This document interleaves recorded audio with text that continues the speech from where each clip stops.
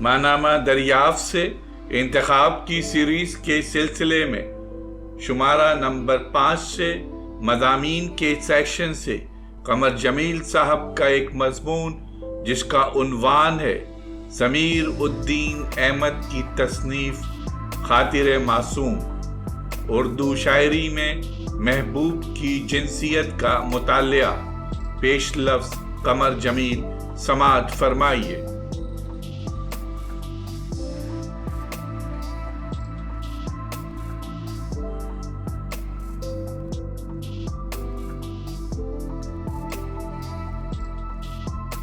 ایسی صورت میں اردو کی عشقیہ شاعری کو جنسی شاعری کیسے کہا جا سکتا ہے؟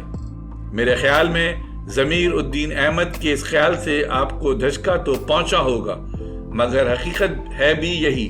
حیرت تو یہ ہوتی ہے اب تک کسی نے اردو شاعری کے عشقیہ پہلو پر جنسی شاعری کی حیثیت سے کوئی کتاب کیوں نہیں لکھی۔ ضمیر الدین احمد نے ایک قدم آگے بڑھ کر محبوب کی جنسیت کا مطالعہ کیا ہے جو اس سے پہلے کبھی سوچا بھی نہیں جا سکتا تھا۔ بہرحال یہ مصنف کا ویژن کا کمال ہے، ورنہ لکھنؤ کی جنسی شاعری پر کون ہے جو چار باتیں نہیں جانتا۔ اب سوال یہ ہے کہ جنس سے کیا مراد ہے اور عشقیہ شاعری کیا چیز ہے، اور ہماری عشقیہ شاعری جنسی شاعری کیوں ہے، عشقیہ شاعری کیوں نہیں؟ جنس کے سلسلے میں لارنس بہت بدنام ہے۔ جنس کے بارے میں اور پھر محبت کے بارے میں لارنس کا تصور سنیے۔ وہ کہتا ہے کہ جنس ایک بدصورت سا چھوٹا سا لفظ ہے، مگر سچ مچ ناقابل فہم۔ ہم جتنا جنس کے بارے میں غور و فکر کرتے ہیں اتنا ہی اس کا مفہوم دور ہوتا چلا جاتا ہے۔ سائنس کہتی ہے جنس جبلت ہے، اس کا مطلب یہ ہوا کہ قدیم، بہت قدیم عادت، یعنی ایسی عادت جو کسی قدیم زمانے میں بن گئی ہو، لیکن مشکل یہ ہے کہ زندگی جب سے ہے جنس موجود ہے۔ اس سے ظاہر ہوتا ہے کہ یہ کوئی قدیم عادت نہیں ہو سکتی۔ کچھ لوگ کہتے ہیں یہ ایک بھوک ہے جو اپنی نسل کی افزائش چاہتی ہے۔ جنس کیا ہوتی ہے یہ ہمیں نہیں معلوم، مگر یہ ایک قسم کی آگ ضرور ہے جس میں گرمی اور آب و تاب ہوتی ہے۔ ہمارے اندر یہ آگ روشن رہتی ہے۔ جوانی میں اس کا شعلہ زیادہ لپکتا ہے، بڑھاپے میں اس کی چمک دمک ماند پڑ جاتی ہے، مگر یہ شعلہ ہمارے اندر رہتا ضرور ہے۔ یہ آگ انسان میں خوبصورتی اور غصہ دونوں پیدا کرتی ہے اور انسانی سمجھ سے بالا تر رہتی ہے۔ ذرا سی بے احتیاطی سے یہ آگ انسان کو جلا سکتی ہے۔ اسی لیے سماجی انسان اس آگ سے اپنے آپ کو محفوظ رکھنا چاہتا ہے۔ سماجی انسان جنس کی آگ کو پسند نہیں کرتا۔ لارنس کہتا ہے محبت کے اندر جنسی خواہش کام کرتی رہتی ہے۔ محبت دراصل زندہ چہروں کے درمیان ایک تعلق کا نام ہے۔ محبت دراصل خواہش کی ایک روح ہے جو ایک فرد سے دوسرے فرد کی طرف بہتی ہے۔ محبت کی ضد نفرت نہیں بلکہ فردیت ہے۔ محبت چاہتی ہے کہ عاشق اپنی انا اور اپنی فردیت محبوب پر قربان کر دے۔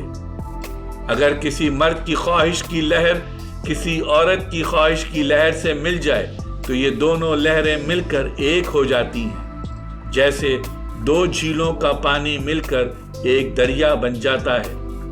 لیکن شاذ و نادر ہی ایسا ہوتا ہے۔ خواہش کی یہ زندہ لہر کسی عورت کی زندہ خواہش کی لہر سے مل جائے۔ اور اسپینسکی کا خیال ہے کہ مرد اور عورت میں وصل کی خواہش سے فطرت کا مقصد افزائش نسل سے ہے، لیکن جنسی جذبے کے ہیجان میں انسان کی نگاہ اس مقصد پر نہیں رہتی۔ فطرت انسان کو ضرورت سے زیادہ جنسی توانائی دیتی ہے تاکہ وہ سرپلس جنسی توانائی سے اپنے شعور کے ارتقاء میں مدد لے۔ لیکن جب فرد یا معاشرہ انعطاف پذیر ہونے لگتا ہے تو اس کا اظہار जिन्स की पस्ती की सूरत में होता है। जिन्स से नफरत, जिन्स का खौफ और अमृत परस्ती जिन्स की पस्ती से पैदा होते हैं। इस तरह अगर जिनसी अफ़ाल में मुबालगा आमेज़ी होने लगे या अदब और आर्ट में जिनसी जज्बे के इजहार में मुबालगा होने लगे तो ये भी इनेतात का सबूत है। उरिया निगारी और फहाशी भी इसी जिनसी पस्ती से पैदा होती है। सेहतमंद फर्द या सेहतमंद माशरे के लिए नॉर्मल जिनसी जिंदगी बहुत अहमियत रखती है। गैर सेहतमंद माशरा वो होता है जिसमें मर्दों को मुनासिब महबूब न मिलने के बायस जिनसी ख्वाहिश तंग करती है और वो हर औरत से वसल के ख्वाहिशमंद हो जाते हैं। यही सूरत हाल बाज माशरों में औरतों में भी रूनुमा हो सकती है। सवाल यह है कि एक मर्द किसी खास औरत से मोहब्बत क्यों करता है या कोई औरत किसी खास मर्द से मोहब्बत क्यों करने लगती है। ऑस्पेंस्की ये कहता है कि मर्दों और औरतों में कुछ बुनियादी टाइप होते हैं।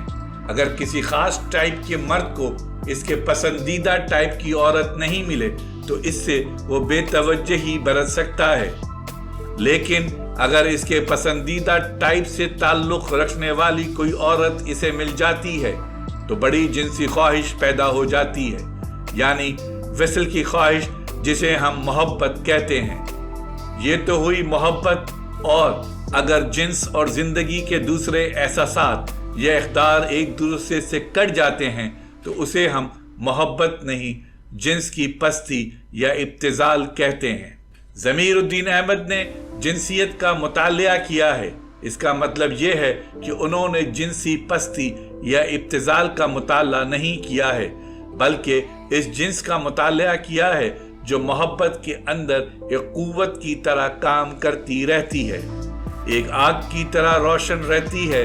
ना ये इश्क़ हकीकी का मुतालिया है और ना इश्क़ मजाजी का।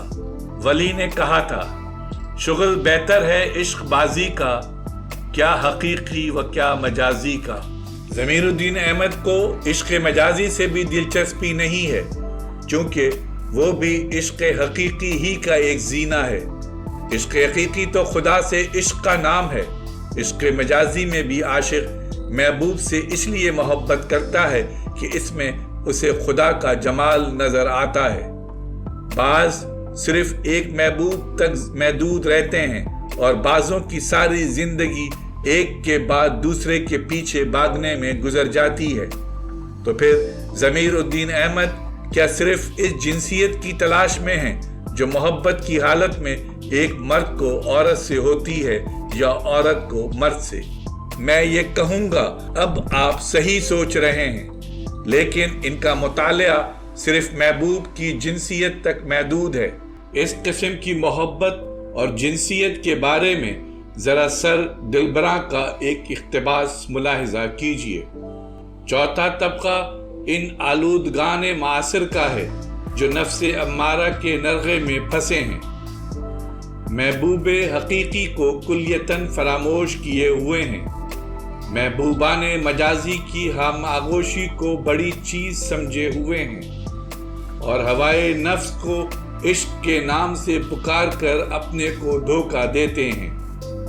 मोहब्बत का अदना दर्जा मोहब्बत आसारी है और मोहब्बत आसारी का अदना और मज़मूम मर्तबा ये मोहब्बत शहवत है।